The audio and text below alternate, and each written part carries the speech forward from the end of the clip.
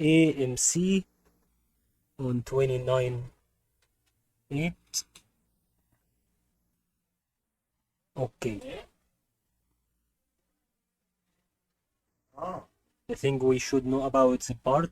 Okay.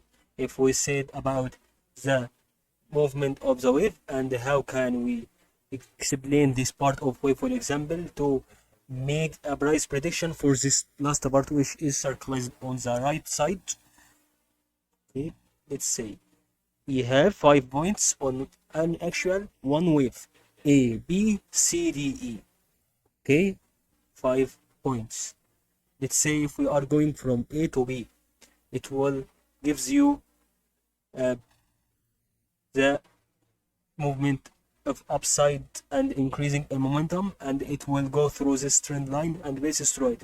If it goes downside like this, it will make a base also through trend line, but it will be rebounded. So every time you see this part in the middle process is being rebounded, so it will rebound, and like this it will decrease in momentum and will also increase in momentum until it reaches a certain part of a trend line also.